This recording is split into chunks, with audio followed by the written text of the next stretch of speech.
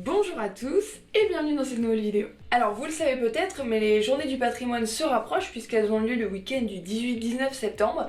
Et à cette occasion, je me suis dit que ça serait intéressant de vous donner des petits tips sur comment profiter au mieux de ces journées, des infos aussi sur les programmes, surtout localement évidemment, et vous parler des journées du matrimoine.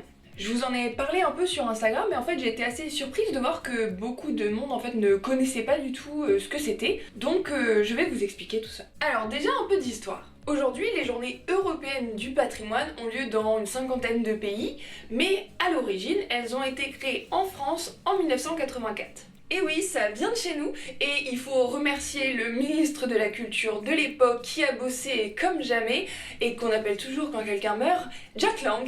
À l'origine, ça s'appelait la journée porte ouverte des monuments historiques.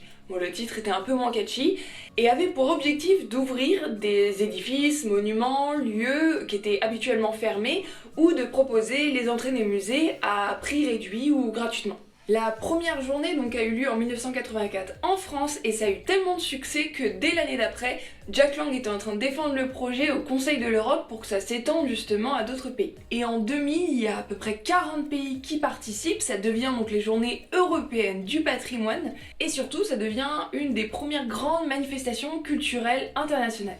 Et en 2015, l'association HF, qui lutte pour l'égalité homme-femme dans les arts, dans la culture, a décidé de créer les journées du matrimoine. La notion de matrimoine, donc étymologiquement l'héritage des mères, tandis que le patrimoine, c'est l'héritage des pères, c'est pas du tout une nouvelle lubie des féministes, hein, c'est une notion qui existe depuis bien longtemps, qui existe depuis le Moyen-Âge. Et c'était l'occasion de mettre un peu en lumière les grosses lacunes, les oublis qui sont faits, volontaires ou non d'ailleurs, de la part des institutions culturelles, dans les arts, dans l'histoire en général.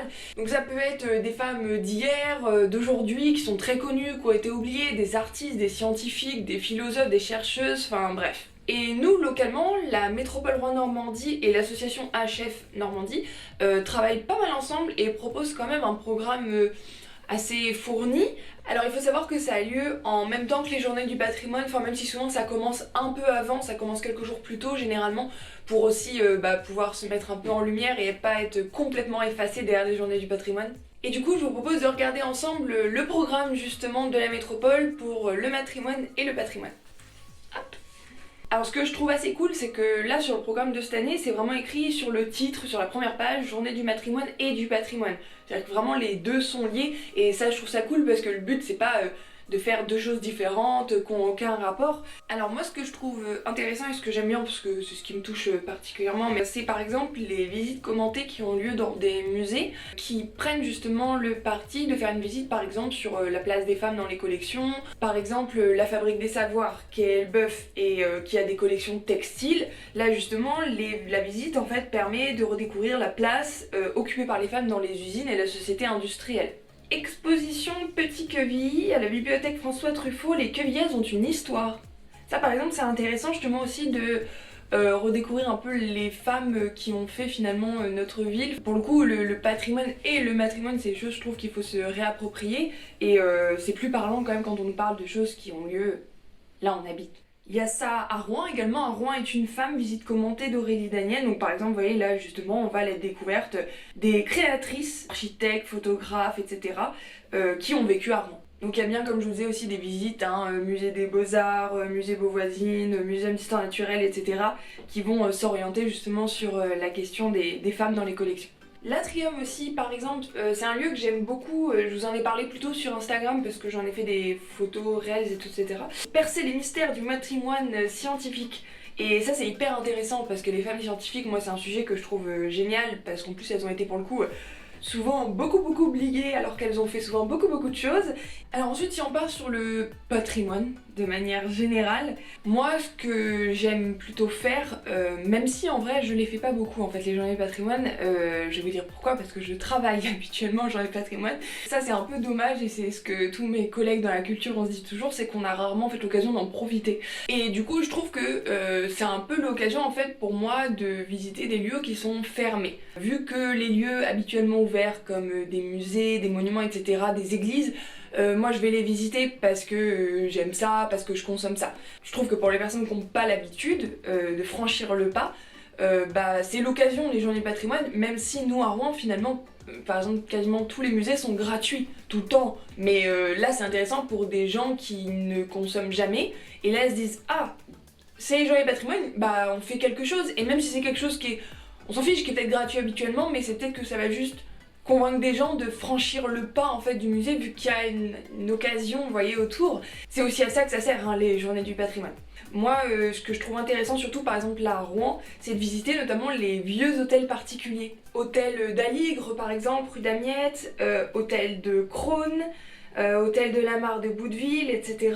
Sur tout le territoire, d'ailleurs pas forcément que Rouen mais même autour, vu qu'on est quand même sur un territoire assez industriel. Par exemple, il y a des anciennes usines qui sont ouvertes, ou des lieux qui mettent en valeur ça. Je pense à par exemple le musée Expotech 103. Musée industriel vivant, d'ailleurs je trouve le nom très bien à trouver. Implanté dans une friche industrielle et un moulin, ce musée présente des collections de machines restaurées et en mouvement retraçant l'évolution des techniques. Et ça c'est super cool, en fait c'est un musée vraiment avec, il y a plein de bénévoles etc. qui utilisent en fait des vieilles machines, qui les remettent en route. Samedi après-midi et le dimanche toute la journée, ça peut être assez cool à découvrir. Tenez, lieu habituellement fermé et que je connais bien pour le coup, il y a le centre de ressources du Musée national de l'éducation. Alors le musée national c'est rue de Robec, mais ça c'est le centre d'expo, c'est là où en fait on présente les expositions. Donc d'ailleurs il y a des choses qui se passent, il y a des visites, des ateliers je crois. Vous pouvez venir passer le certif, tenez. Au centre de ressources, en fait c'est là où il y a toutes les réserves, et les réserves sont ouvertes, et en plus il y a beaucoup de choses, et c'est assez cool à découvrir. Alors il y a un gros encart aussi sur Robert le Diable, le château Robert le Diable à Moulineaux, parce qu'il y a beaucoup de choses visiblement, des visites libres, beaucoup en fait d'ateliers pour les enfants, si vous cherchez à occuper vos enfants, il y a beaucoup de choses, des jeux d'enquête. Je voulais aussi vous parler un peu de ce qui se passe dans l'Eure. Ça va plaire aux amateurs d'art contemporain parce que c'est un peu l'axe qui a été choisi pour le coup pour cette année. L'Eure invite des artistes contemporains à composer sur le thème de l'air et à souligner d'un souffle poétique et éphémère la beauté de nos vieilles pierres. C'est beau.